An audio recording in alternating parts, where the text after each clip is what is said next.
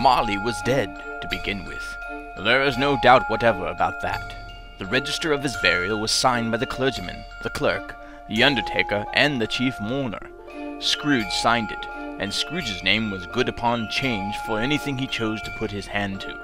Old Marley was as dead as a doornail. Is it true, Harry? Is Marley really dead?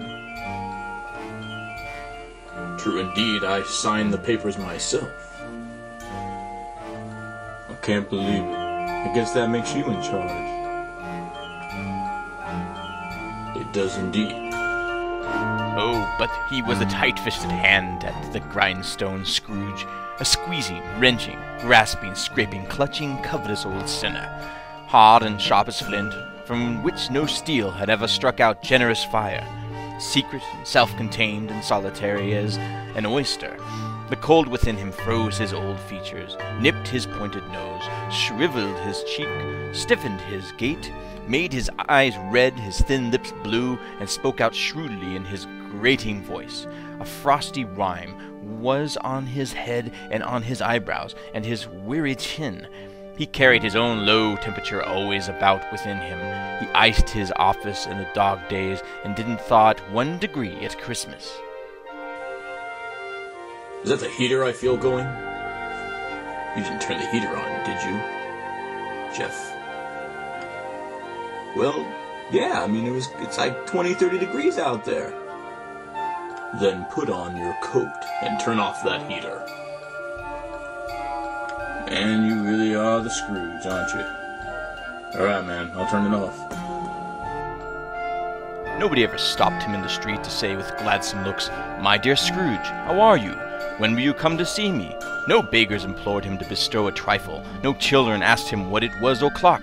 No man or woman ever once in all his life inquired the way to such and such a place of Scrooge.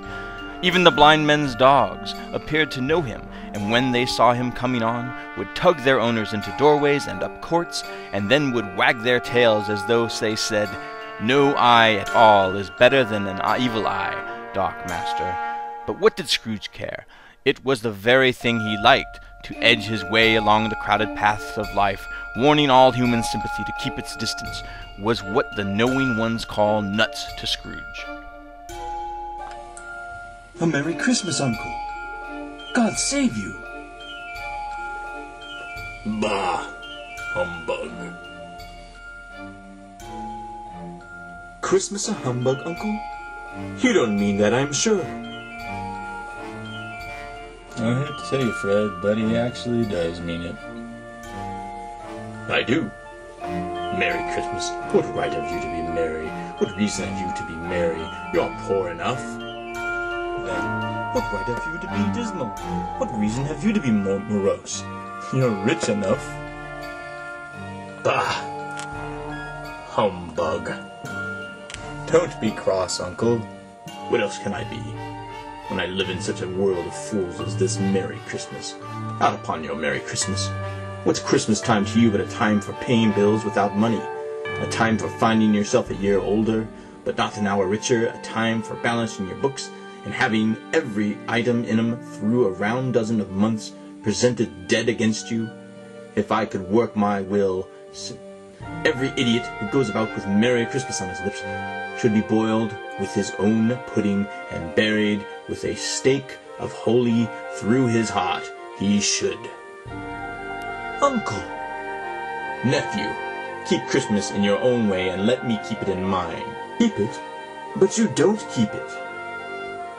Let me leave it alone then. Much good may it do you, much good it has ever done you. There are many things from which I might have derived good, by which I have not profited, I dare say. Christmas among the rest, but I am sure I have always thought of Christmas time, when it has come round, apart from the veneration due to its sacred name and origin, if anything belonging to it can be apart from that, as a good time, a kind, forgiving, charitable, pleasant time, the only time I know of, in the long calendar of the year, when men and women seem to one consent to open their shut-up hearts freely, and to think of people below them as if they really were fellow passengers to the grave, and not another race of creatures bound on other journeys. And therefore, uncle, though it has never put a scrap of gold or silver in my pocket, I believe that it has done me good, and will do me good, and I say, God bless it. Bravo!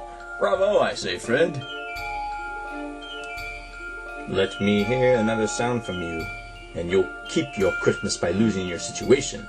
You're quite a powerful speaker, sir. I wonder you don't go into Parliament. Don't be angry, uncle. Come dine with us tomorrow. Why did you get married? Because I fell in love. Fell in love. Good afternoon. Nay, uncle, but you never came to see me before that happened. Why give it as a reason for not coming now? Afternoon. Nothing from you. I ask nothing of you. Why cannot we be friends? Afternoon. With all my heart to find you so resolute. We have never had any quarrel, to which I have been a party, but I have made the trial in homage to Christmas, and I'll keep my Christmas humor to the last. So a Merry Christmas, uncle. Afternoon. Happy New Year. Good afternoon. Take care, Jeff, or should I call you Bob Cratchit? Have a pleasant holiday. Yep, you can call me Bob. Have a great holiday there, Fred. There's another fellow, my clerk with 15 shillings a week, and a wife and a family, talking about Merry Christmas.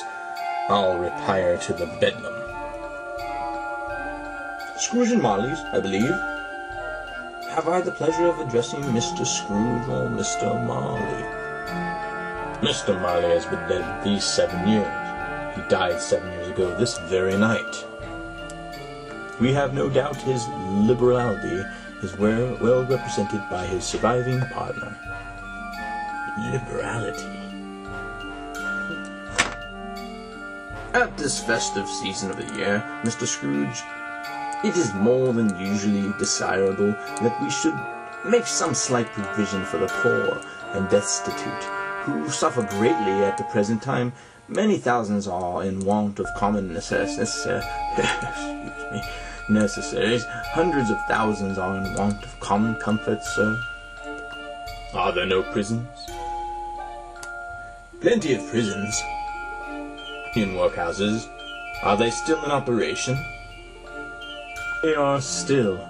I wish I could say they were not. The mill and the poor law are in full vigor then? Busy, sir. I was afraid from what you had said at first that something had occurred to stop them in their useful course. I'm very glad to hear it. Under the impression that they scarcely furnish Christian cheer of mind or body to the multitude, a few of us are endeavoring to raise a fund to buy the poor some meat and drink and means of warmth. We choose this time because it is the time of all others when want is keenly felt and abundance rejoices. What shall I put you down for? Nothing. You wish to be anonymous? Alone. Since you ask me what I wish, gentlemen, that is my answer. I don't make merry myself at Christmas, and I can't afford to make idle people merry. I help to support the establishments I have mentioned. They cost enough, and those who are badly off must go there. You can't go there, and many would rather die. Rather die, they had better do it, and decrease the surplus population. Besides, excuse me, I don't know that. But you might know that.